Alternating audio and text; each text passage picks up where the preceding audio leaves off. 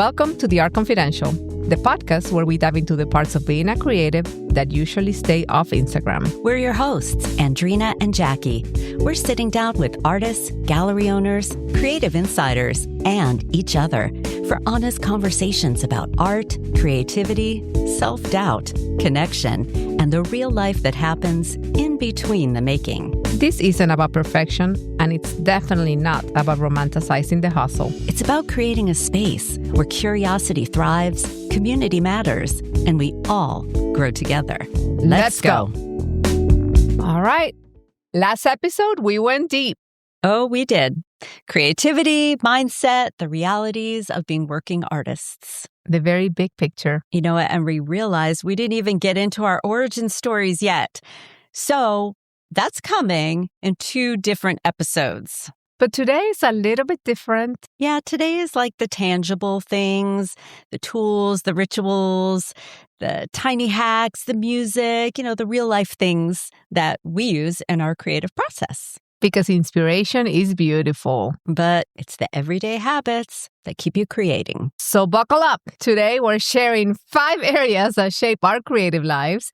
And we're going to break it up into materials, studio energy, play, momentum, and then we're going to close off with rapid fire, which will give you a chance to get to know us a little bit better. Welcome to the Art Confidential. Let's start with the materials. So the actual tools that you use. Let me know what's going on. Yeah. So for me, I'm like a material hoarder and I use a lot of materials, and usually acrylic or watercolor, some kind of water-based medium is my base. And I'll start either with some type of abstract background or just some marks or a watery layer, dirty acrylic water. I hate to say it, but Me too. I do love some dirty acrylic water from like my bucket. And that's my base. And then I'll do most of my first couple layers in acrylic. But then when it comes alive for me is when it's time for the mark making. So I love everything that I can use to make a mark. So I use everything from like number 2 pencils. They are soluble graphites. I love those. I don't know if you've ever used them, but they're like dreamy. I love the R&F's oil pigment sticks. That one's a little tricky because it takes a little bit long to dry. I have a question about that. Yeah. So because you are mixing oil and water base. Yes. I know it takes a long time to dry, but then do you seal it at the end, like all of it, or no varnish? I do. And not so much because of the oil sticks, because those will actually dry and cure really well. It might take a while, especially if you use it super chunky. But I use also a lot of charcoal and graphite, and that would smear. So at the end of my pieces, I usually seal them with an acrylic matte varnish spray. I don't brush because then I'm going to get rid of my marks again. So I do a very light spray. I let that dry and then I spray it again. But it's that layer where I feel like my paintings get their personality. I also love the woody Stabilo crayons. Have you ever seen those? They literally look like what your children would play with. Yes, it's like what your preschoolers would use. And I love them because they're easy to use. They're water soluble, so you can make a mark and then go over it with acrylic. The one thing I will say, though, about the oil sticks is it has to be your last layer. You can't go back on top with acrylic on top of that. So that's something to watch out for. But you can make marks on top of it. So you can scrape some of it off, or you can, grab a pencil and draw some marks on top. But you can't go and put water soluble things on top of that.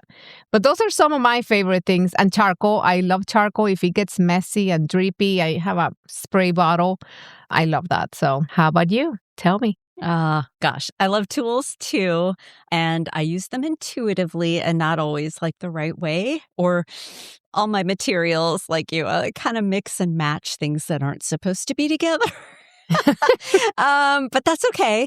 And I'm asking about the spray or the fixative because I too use some like water soluble things that if you put wet on top of it, like which could be cool.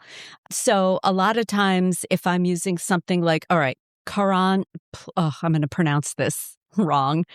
Carandash, they're water-soluble crayons. And they when you put them on, they look like crayons. But if you put any water on them, they smear, which is also lovely. But sometimes I want that crayon look. So when I use those, I have to spray fix before I add the next layer. So I do that with like usually a matte spray, and that fixes them. So there is another thing you could try. Sorry to interrupt. But please. There is also an isolation ground. Have you seen it? It's called the isolation medium or something from, I think it's Liquitex that maybe sells it. But anyway, you can actually brush that on and it won't smear it. And it's great to still put more marks on top, because I feel like sometimes with the spray it doesn't work so well to put things on top. So that's another thing you could try. I will try that. I mean, my work is so not precious. Like the smears, that's all kind of part of it. But I do fix in between.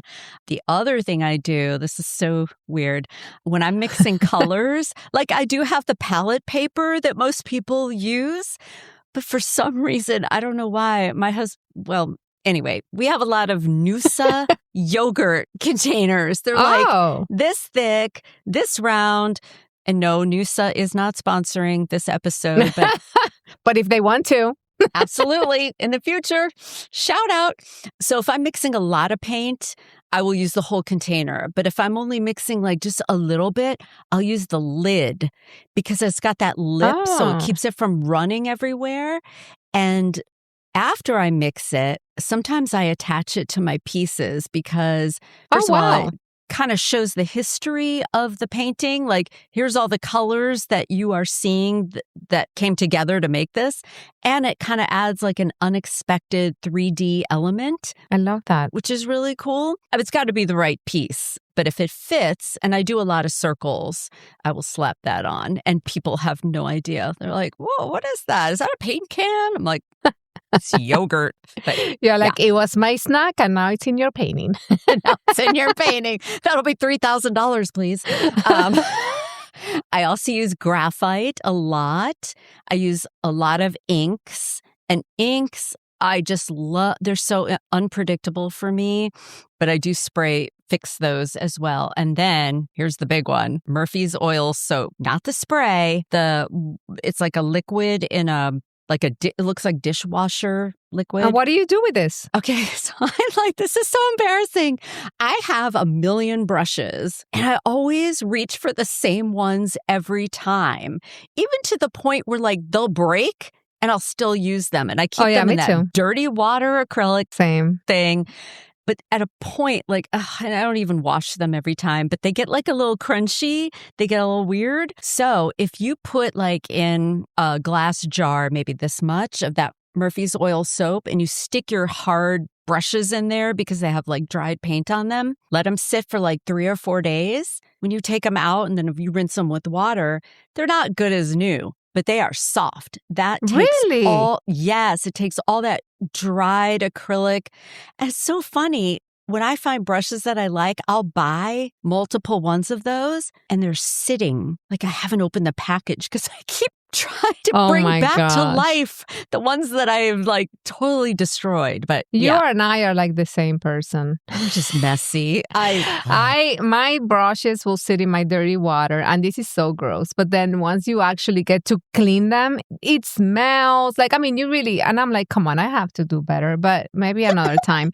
But I also say, though, my brushes, like when they're crusty, sometimes I love the crusty because then it makes more, interesting marks. So 100%. Yeah. Absolutely. Agree.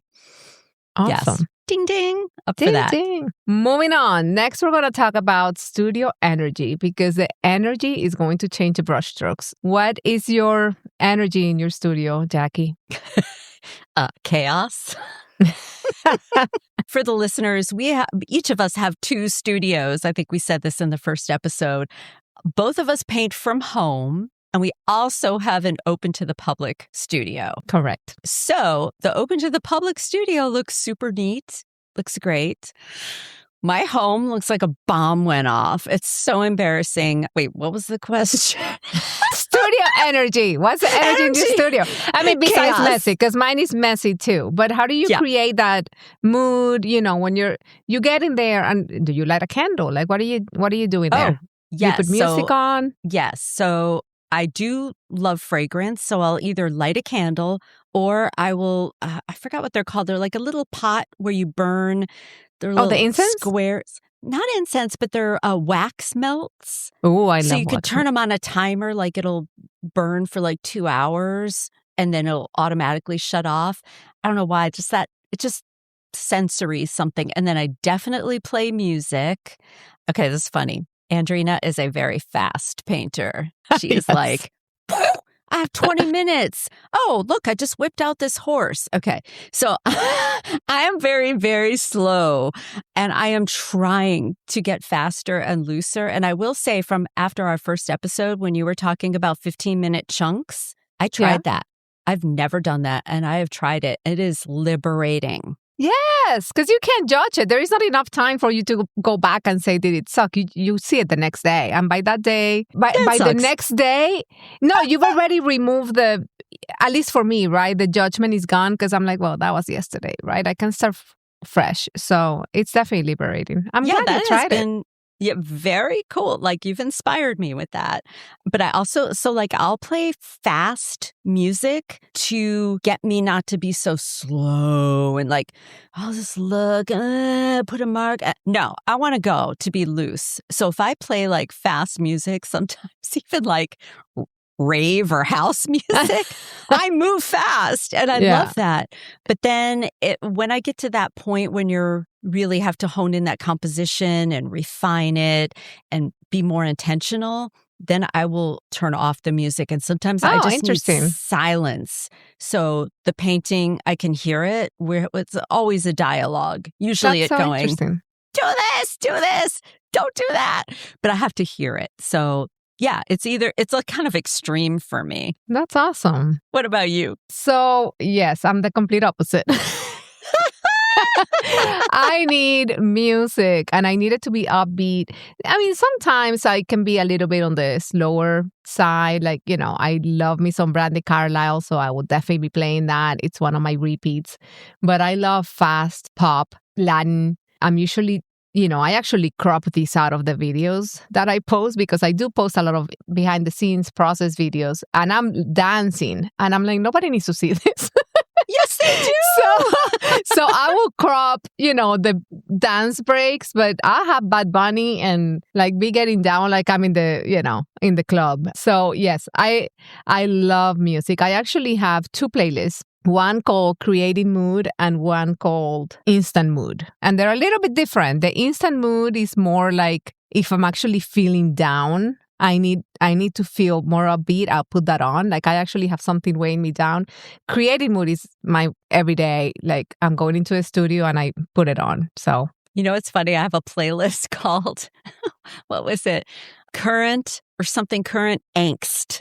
It's like, it's all this like angsty music and I could sometimes get into it. And then sometimes like, no, I need the upbeat, happy stuff. Yeah. Yeah.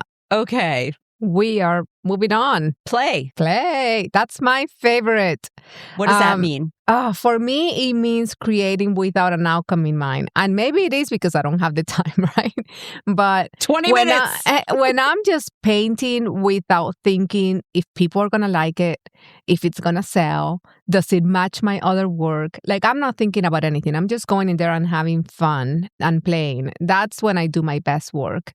And one of the things that I always have is I have a couple of pieces that are set aside where I'm playing. So for example, if I'm painting that horse that I posted, I actually have a canvas next to it. And if there is leftover paint on my brush, I'll go in there and I'll make marks. Sometimes I write entire sentences, right, of something that inspire me.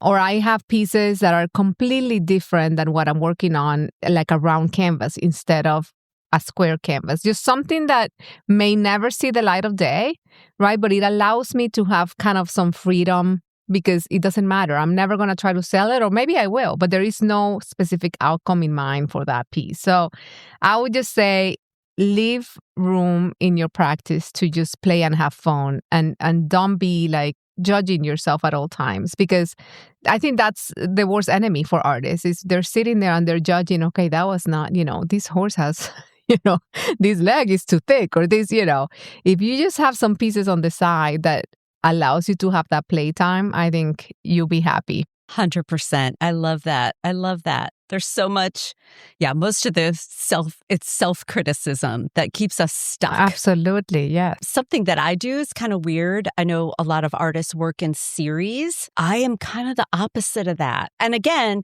I'm willing to try to work in series, just like I'm willing to do the 15 minutes. So what I do is I will have, let's say I have a large abstract on the wall. Then I will have on my table, because I have an easel, a wall, and a table at home. Okay. So I will have one thing on the easel, one thing in the wall, and then maybe 2 little mini 8x8 paintings on my table. And they are complete opposites. So I'll have a serious abstract, but then I'll have some kind of like kitty with an attitude, like drinking a glass of wine on the table, and then a still life on the easel. So I know it sounds weird, like, well, they're not related at all. And for me, that's what keeps me in play, because when I get stuck or I overthink the abstract, I just say goodbye and I go to the cat. And then I've reset my mind. And the cat's always there for you. Oh, the cat's like, girl, I got you. I got you. And then when I work on that for a little while and I turn back to the abstract, I kind of got out of my head so I can see something I might have missed that was bothering me. It's just like clarification. It becomes clear and it takes the pressure off, because I'm not like, I have to finish this abstract today. Now, maybe I finished the cat today, or maybe I finished nothing. It's all I love okay. it. But that's what play is for me. Just, kind of I love same. it. No outcome pressure. Yours is more intentional, I feel like, than mine. Mine's a little bit messier play. Like, it's not planned. Like, you actually have a better play process. I'm going to steal that idea, because I do have a table and I do have a wall and I do have an easel. So maybe I need to kind of organize my chaos. But I think it's the same idea, right? It's just because there will always come a point in a painting, number one, that you don't know if it's done, or number two, you got stuck, or you're overthinking the piece, right? So just having something else to get you out of that mindset, right? That's what we're talking about. And I think we're both doing it just a little bit differently, but with the same, the same purpose. Yes. Momentum. So it kind of goes along with it, but okay, stop waiting, right? How do you get that momentum? And I think we talked about this a little bit before, right? For me, it's about not waiting for the perfect setup or the perfect time or the perfect, or even putting my paint clothes on, which means all of my work clothes are actually ruined because I'll just paint with what I'm wearing. But then you get to buy new clothes, right? Yes, but I'm not waiting. I'm not waiting to have the perfect platform to talk to people. I'm not waiting to look nice to talk to, my Instagram followers. I'm not waiting for the perfect chunk of time. I'm not waiting. I'm going for it. And I think when you remove those boundaries, right, that are slowing you down, it's so much freer. And small, consistent practice is so much better than this well planned out big gesture, right? Because that's just slowing you down. So how about you? Guilty. Yeah. Guilty. Sometimes I just love that day when, like, it's usually a Sunday, because I have no other commitments except my husband. We go to the gym on Sunday mornings, but then I love that big chunk of time. It feels so expansive and luxurious, but real life isn't like that. The rest of the week is chaotic. So I don't always have that luxury, but you're right, momentum. And I think that's where I personally get stuck and I am wanting to improve on. I lose momentum. That's a challenge for me, for sure. Yeah. And I think you mentioned to me once something about not needing the permission, just going for it. Oh, yeah. Oh, yeah. So for a lot of things, like prices or changing direction. Like I said, I work on multiple pieces at the same time, and they're not the same. I mean, my mark making is the same, that my paints are the same. You can see my hand in everything, but the subject matter is completely different. So like an abstract and a cat smoking a cigarette with a glass of wine, completely different. So, but I realize that I don't need to be wearing the same clothes or the same shoes every day. That's right. I want to change things up. So if I give myself permission to be a little ADHD, and I'm okay with that. That's right. Yeah. That's where the magic happens. I mean, I hope so. I love it. I love it.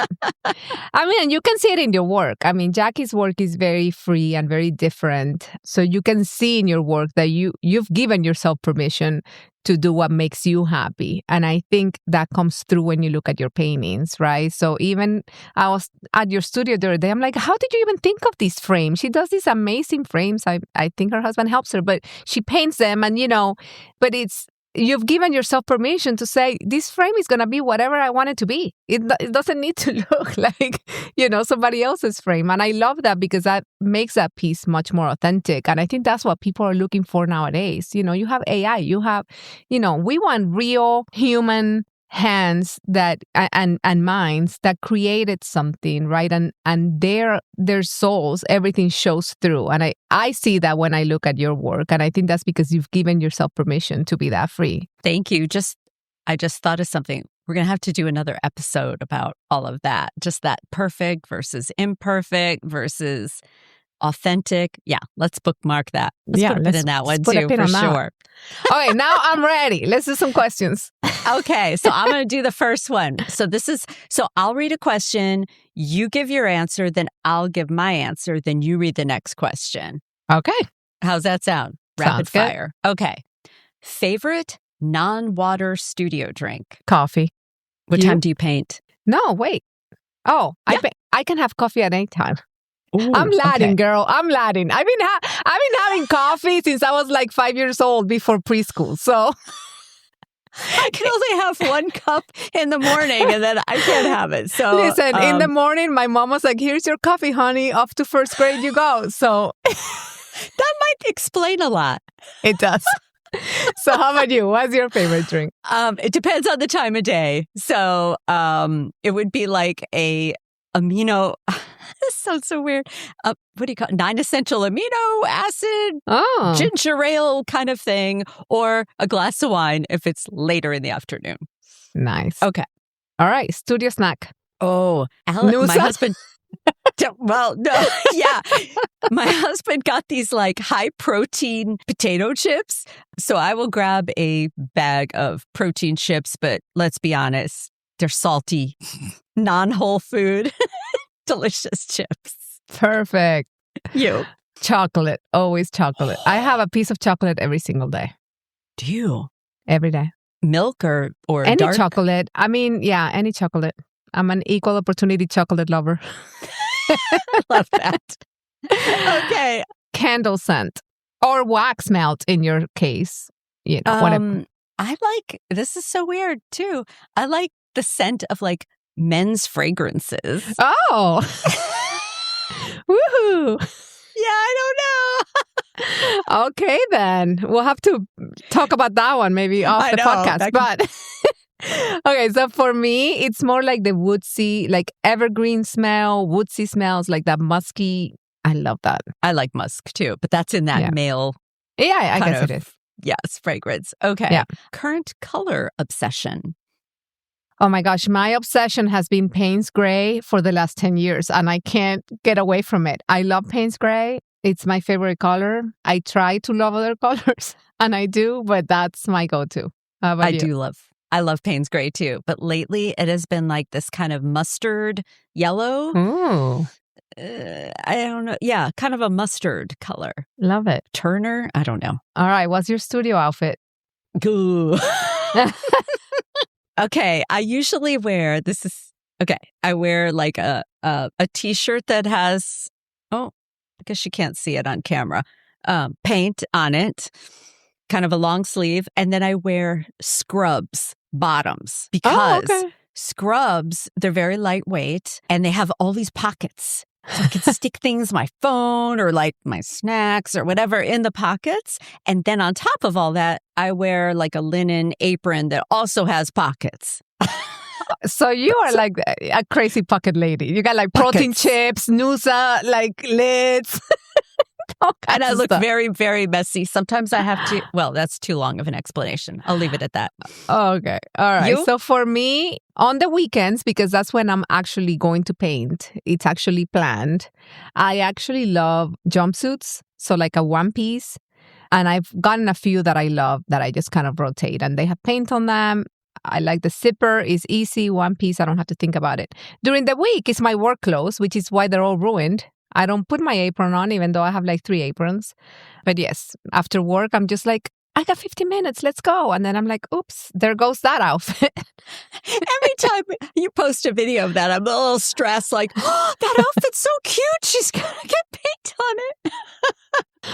And I do, my and I gosh. do. All right, morning or night in the studio? Morning. Yeah, me too. Morning. Me too. You too? Yeah, I'm a morning girl. Favorite small art supply splurge? I will say they're NF sticks. I mean, they're expensive, but they're just so delicious. They're like buttery and rich, but they're expensive. So yeah. How about you? Trying to think. Small. When we say small, do we mean just like size small? No, like, I mean, yeah. Like just, we're not talking about a whole new studio. Recently, it's been some inks, and I don't even know how to use them very well, and they don't play well on canvas. But if I'm working on paper or wood for some reason, they work better. But like inks are kind of interesting to me right now. Nice. Yeah, I have a lot. All right. Music volume. What's your volume? Pretty loud. Same. Yeah. Same. Yeah, loud. Concert level, right? Oh, that's you're next. You ask next. Do you name your paintings before or after? After. That would be hard to do before. Like, I don't know where the piece is going. If I'm painting a horse and it ends up being like a super serious horse, I can name it something funny, right? Like I have to look at their personalities when I'm done. 100% agree. All right. Do you clean your studio before or after a big project? I'm sorry, I don't understand the question. Okay. So if you have a show, for example, that you're preparing for, are you going to go and clean your studio to start painting for the show? Or are you going to clean it after? Or does it never get cleaned? Guilty. I have had this on my list to clean my studio and organize for, I don't know, maybe 3 years. And I get in there and I'm like, oh, paint. Oh, do this. Oh, I really have to. You know what? This is going to be, I'm going to say it right here, right now. I'm going to commit. You're making a commitment. I'm going to commit to this summer. By this summer, I'm going to organize and clean my studio. I'm saying it right here, folks. I mean, but I have to warn you because I'm also not a super tidy studio person.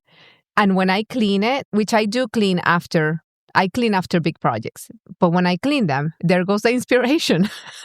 What do you mean? Wait. I don't know what it is. Once it's super clean, I can't paint anymore. It takes me like a couple weeks to want to get back in there because it's so clean. Like, I don't want to mess it up. So, whoa. Maybe don't clean it too much.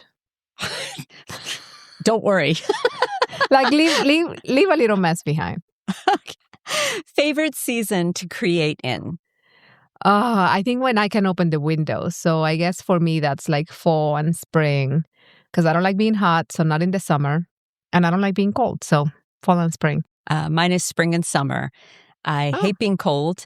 And I like to, at home, I have a deck. I could just open my studio door out onto the deck and I will throw canvases out there in between layers in the sun to dry. So while I'm working on these multiple pieces, one is drying outside. So that sun is doing its thing. It speeds it up. And then I can work on something else. So I love sunshine. Winter. Yeah. All right. So what is one supply you hoard? Brushes? Just one? Yeah, just one. Well, or one kind of supply. Oh, this is tough. Oh, I have a lot of substrates that I've been hoarding. Okay. Like canvases, boards, paper, substrates, I would say I hoard. And they take up a lot of space. It's very messy down there. You? So for me, it's mark-making things. Markers, pencils, graphite, sticks, pastels, soft pastels, charcoal, all the things to make marks. All the things. Sketch or dive in? Depends. Mostly dive in, sometimes sketch. You? That's the same for me. Yeah. Okay. See, we are like the same. All right, I your know. turn. Matte finish or glossy? Matte. Always. Always. But for the most part, yeah. I would say. I've tried some gloss. Yeah, I'm a matte girl. How about you? I've been like satin. Oh. So I'm going in between. And some Okay. things I do glossy. I guess it depends on the piece. I'm a little Okay. fickle about it. But I will start with glossy and I'll put layers to matte it down. Okay. So I'm not sure why I waste all that varnish, but I do. Oh, it creates layers. I like it. Okay. Layers. Is it your Favorite turn? brush shape? So I definitely have a favorite. I don't know if this is the right name. So I never went to art school, so I'm probably getting all these names wrong. But the angled flat brushes, like what are they called? So not completely flat, but the ones that kind of go and have a little angle. I don't know the name because I did not go to art school either, but I know what you're saying. And there is a brand called Zen, Zen, that it's very cheap and it's my favorite. I don't know why. So every time I go to Really? Michael's or Amazon, like I'll buy a bunch more. I just love them. It's my favorite. Zen. Wow. Okay. Shout out to Zen. Yeah. How about you? I have no favorite shape. It's I use whatever. I wish I had a favorite shape. Again, it's the crunchy broken ones. Is your door open or closed? Don't have a door. Oh, okay. Although, because I paint, we have a above ground basement. So to keep the Chihuahua out, because he will eat everything, I will close the basement door. But then it's a whole flight of stairs and around the corner. So there's no door. It's wide open. What about you? Mine's open too, unless my music is annoying my family and then they'll shout from upstairs, "Can you close your door?" So then I'll close it. I'm like, why? You don't want to feel the joy? I mean, come on. It's like, come on. But Magic okay. is happening. Exactly. So how do you reset after a bad day? Usually my husband and I will get together at night, eat dinner, and watch some Netflix, or he's in charge of the tech. So we have like a whole queue of things that we're watching. And I don't know if they're the current season or what. I just show up and we do our shows, which I love. I have to say, and I said in the last episode that I hated small talk. The only type of small talk that I love is what show are you watching? I could have that conversation This all is another day. Episode. Another episode. All day. I want to know what everybody's watching. I'm so curious about what everybody's watching at all times. So we're going to have to do an episode on that. Oh, for all right. sure. So for me, it's like a glass of wine, spending time with my family, watching a show, And lately, Not baths. going out. I'm big into taking a bath now, which is a whole other story. But yes, I'm a bath girl. Yeah. We could do a whole episode on that too. Yeah. All right. What's your coffee order? I can only have 1 cup a day because it just destroys my stomach if I have more. So I make my own every morning. I never order coffee anywhere, ever. Do you put cream on it? I do. I have a Nespresso machine. So it's like because my husband doesn't drink coffee. It's like a 1 cup.